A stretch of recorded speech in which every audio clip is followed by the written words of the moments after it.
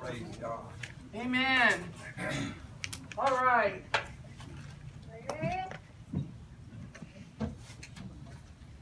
Hallelujah. Yes. Help me, Lord. Help me to get this done in 10 minutes. All right. Sure. This girl's got a big mouth, and I'm going to use it. Ready. The title of my message tonight is, Don't Make Me Tell You Again. I remember when I was a young girl and my mom had something important to say to me. She would look at me and she'd say, "Don't make me tell you again." That's right. And when it was really important, she'd say, "Susie, don't make me tell you again." What was Mom really saying? She was saying, "Are you listening to me? Get the wax out of your ears, girl, and pay attention, because this is important." Man. As I was surfing the channels, I caught a few minutes of a TV show called 19 Kids and Counting. It was a show about a Christian family who was bringing up their children to reflect their strong Christian values. This family was large. It had 19 kids, ranging from newborn to adult. This family had a goal for the success of their Christian family values, and that meant lots and lots of rules.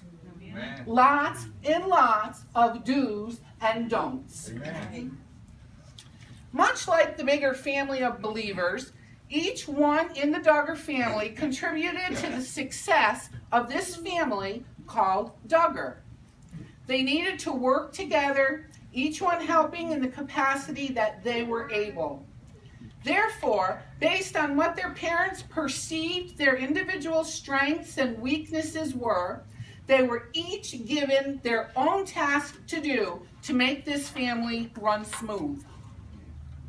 For some reason, the world became interested in them and they got their own TV reality show. The world was now watching. Both saved were watching and unsaved. How could a father raise 19 kids to get along with one another, to be helpful with chores, to help out with the raising of the younger children? And how could a father raise sons and daughters to keep themselves pure and holy in such a day that we live? In October of 1976, I was adopted. I was adopted into a new family called by a new name. It was God's family and it was your family. With this new family came new rules, new responsibilities, new do's, and new don'ts. Amen. Tonight, I'm going to leave you with an impression in your mind about the need to obey the family rules. They're also called commandments. The family rules or commandments always paint a picture of the father or the daddy. Since our daddy is not the daddy of the world, it is important that we portray who our daddy is. 1 Corinthians 4:14. Paul warns us as his dear children. He urges us to imitate him because he likens himself to a father over us. Imitate him. What he does, we do. Jesus said, "If you have seen me, you have seen the Father." When we imitate Jesus, people will see him in us. We can show him to the world by our words and our actions. They will know us by our love one to another. Pastor Ken has said several times that when something is repeated in the Bible more than once, it's because it's important. How about when we're told to do something 59 times in the New Testament? Can we admit that this must be of major importance? Don't make me tell you again. Listen up. As we obey the rules of the family of God, we paint a portrait of Jesus, our Father. Sometimes we think, what am I going to do for God? What am I doing for God? How can I be used to make a difference? This message tonight will make an impact on the kingdom of Satan. Let's go up to the high places and tear that devil's kingdom down. Amen. Let's use the sword of the Spirit, the Word of God, to defeat our enemy who lies to us and tells us that we are not capable of making any big difference in this battle for souls.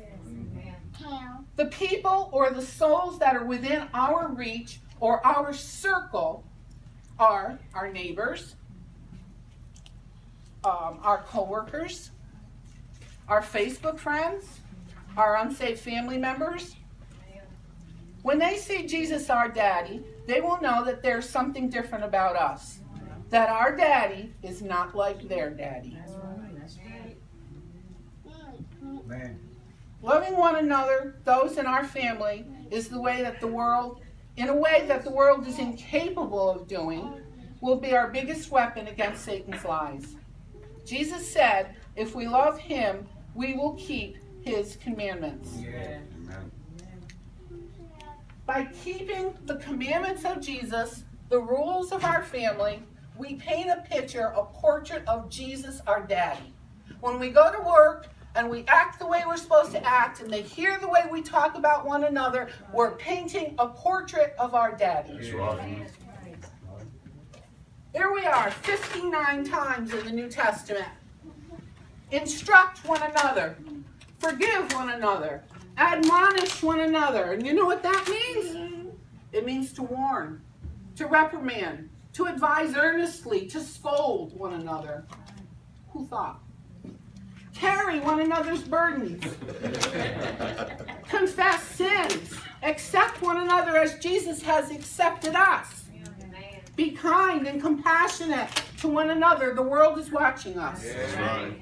Pray for one another. Yes. Excuse my back over there.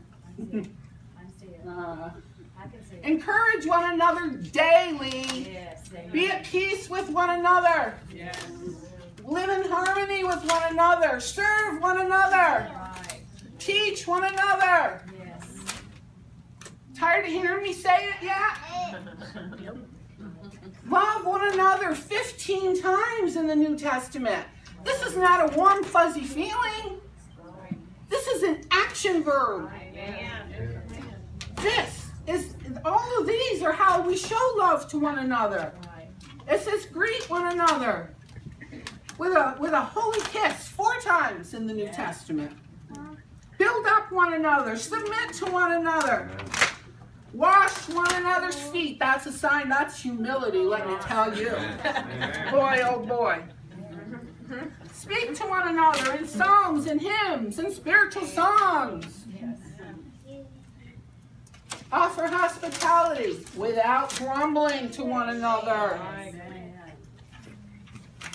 You know, our rules, our family rules even tell us that when we get together to eat, that you're supposed to wait for everybody before you start eating. Amen.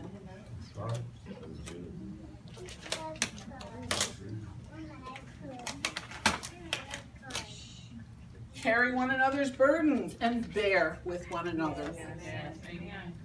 Now, those are the do's. We also have a list of don'ts hanging on our fridge.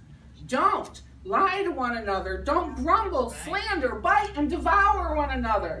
Don't pass judgment, and don't provoke, and don't envy one another.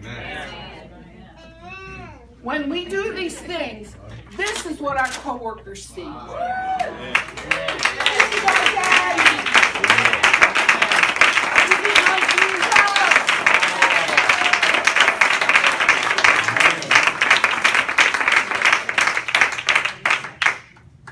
I don't have time to finish the story. But we don't want to dirty this picture. We don't want to go to work. We don't want to go to the neighbor's house. We don't want to go to the family gatherings. And we don't want to get caught up in slandering and grumbling and complaining about the people in our church family. Amen. Because every time you do, it's like taking chalk Amen. Yes. and covering up that portrait that we painted. That's right. Amen. I love you, Jesus.